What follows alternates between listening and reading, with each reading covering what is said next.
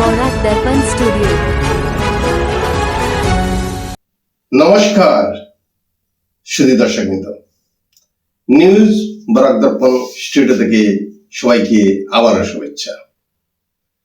দর্শকবৃন্দ, আপনাদের কাছে একটা বিনম্র অনুরোধ, আপনারা অনেকেই আমার এই চ্যানেলটি সাবস্ক্রাইব করেননি, কিন্তু আপনারা দেখেন, তো আমি আশা রাখবো আমার এই চ্যানেলটাকে আগ বাড়িয়ে নেওয়ার জন্য আপনাদের একটি লাইক এবং শেয়ার আমার জন্য অত্যন্ত মূল্যবান।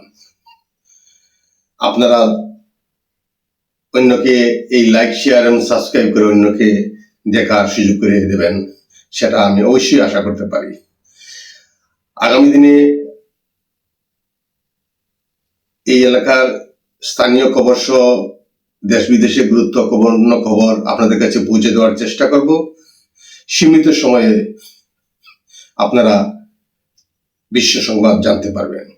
আজকের গুরুত্বপূর্ণ খবর, দেশের কর ব্যবস্থায় জিএসটি 2.0 একটি নতুন মাইলফলক হিসাবে গণ্য করা হবে বলে পরিষদের 56তম বৈঠকে ঘোষণা করেছে কেন্দ্রীয় সরকার। 2017 সালের জুলাই মাসে পণ্য ও পরিষেবা কর চালু হওয়ার পর দেশে এক নতুন কর ব্যবস্থা গড়ে উঠেছিল। এবার নতুন সংস্করণ জিএসটি 2.0 এর মাধ্যমে কর ব্যবস্থা আরো স্বচ্ছ, ডিজিটাল ভিত্তিক এবং জনমুখী হবে বলে সরকার আশা প্রকাশ করেছে। এই প্রসঙ্গে অর্থ মন্ত্রণালয় জানিয়েছে যে নতুন ব্যবসায় কর দাখিল, পরিশোধ ও অডিট প্রক্রিয়া অনেক সহজ হবে। পাশাপাশি ক্ষুদ্র মাঝারি শিল্প এমএসএমই কে বিশেষ সুবিধা প্রদান করা হবে। এই নতুন কর পদ্ধতি রাজ্য ও কেন্দ্রের মধ্যে কর বন্টন ব্যবস্থা আরো কার্যকর হবে বলে আশা করা হচ্ছে। উল্লেখযোগ্য যে ব্যক্তিগত সত্ত্বের সামগ্রীর উপর জিএসটি হার 12% ও 18% থেকে কমিয়ে 5% করা হয়েছে। এই জিএসটি হ্রাস ভোক্তাদের ক্রয় ক্ষমতা বৃদ্ধির মাধ্যমে চাহিদা বাড়াবে। এই নতুন পদক্ষেপকে ভারতের কর ব্যবস্থায় একটি ঐতিহাসিক মাইলস্টোন হিসাবে গণ্য করা হচ্ছে, যা আগামী বছরে দেশের অর্থনীতি ও ব্যবসায়িক পরিবেশ উভয়কেই আরো সুদৃঢ় করবে। দেশের অর্থনীতির জন্য সুসংবাদ, পিএলআই পরিকল্পনার পদক্ষেপে ভারতে স্মার্টফোন রপ্তানির ক্ষেত্রে নতুন রেকর্ড সৃষ্টি হয়েছে। 2026 আর্থিক বছরের প্রথম 5 মাসে স্মার্টফোন রপ্তানি 1 ট্রিলিয়ন টাকার স্তরে পৌঁছেছে। উল্লেখযোগ্য যে এই সংখ্যা আগের আর্থিক বছরের সংশ্লিষ্ট 5 মাসের 64,500 কোটির তুলনায় 55% বেশি।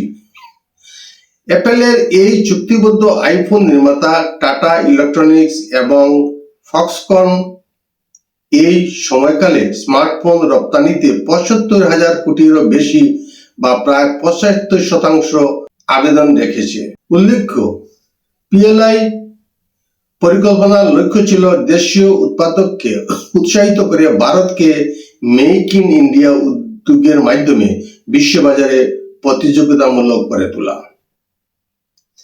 দেশের কৃষি খাতকে নিয়ে একটি ঐতিহাসিক পদক্ষেপ গ্রহণ করেছে কেন্দ্র। কেন্দ্রীয় সরকার ঘোষিত কৃষক উৎপাদক সংস্থা এফপিও পরিকল্পনার অন্তর্গত 50 লাখ কৃষক একসাথে 10,000টি এফপিওতে অংশীদারিত্ব নিয়েছেন। কৃষি মন্ত্রণালয়ের তথ্য অনুসারে মোট অংশীদারিত্বের মধ্যে Telangana 0.67 million, Uttar Pradesh 0.59 million, Andhra Pradesh 0.57 million, Madhya Pradesh 0.32 million এবং মহারাষ্ট্র 0.3 মিলিয়ন এর 50%।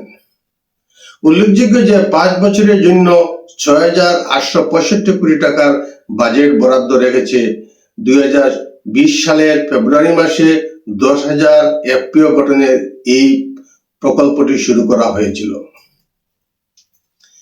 মেঘালয়ের পূর্ব জন্তিয়া হিলসে ঘটেছে এক চাঞ্চল্যকর ঘটনা। 2 সন্তানকে সঙ্গে নিয়ে চরম সিদ্ধান্তের পথ বেছে নিলেন এক নারী। মৃত এই নারী হলেন কাছাড়ের কালাইন বড়ইতলির বাসিন্দা অর্পণ দাসের স্ত্রী রিপ্পা দাস।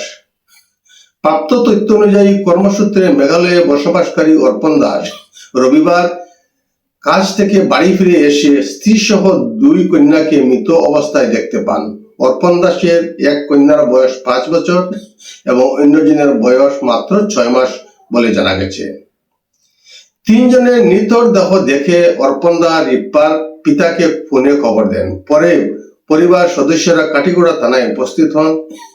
এদিকে রিপ্পার পিতা অভিযোগ করেন এই ঘটনার জন্য অর্পণ দাসই দায়ী। উল্লেখযোগ্য যে গত বহু বছর ধরে অর্পণ দাস স্ত্রীকে শারীরিক ও মানসিকভাবে নির্যাতন করে আসছিলেন।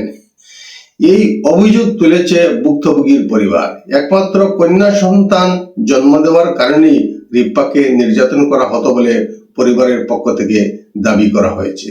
রিপ্পার পিতার অভিযোগ রয়েছে স্ত্রী ও 2 কন্যাকে হত্যা করে আত্মহত্যার নাটক সাজানোর চেষ্টা করেছে অর্পণ দাস।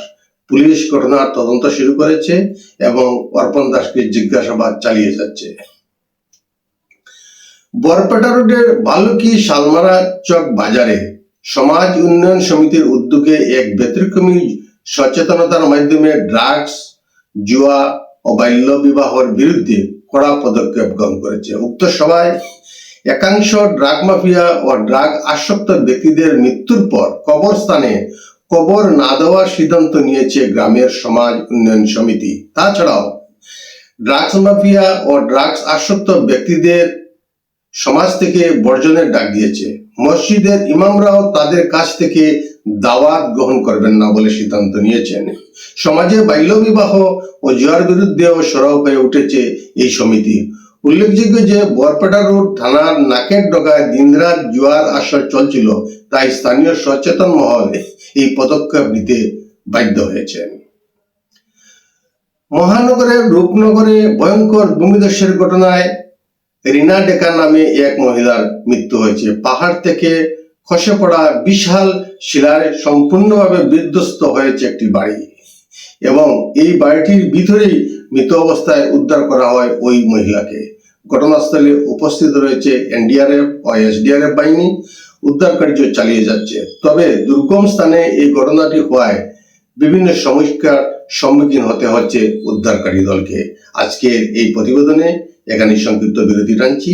সবাইকে শুভ সন্ধ্যা জানিয়ে বিদায় নিচ্ছি। নমস্কার।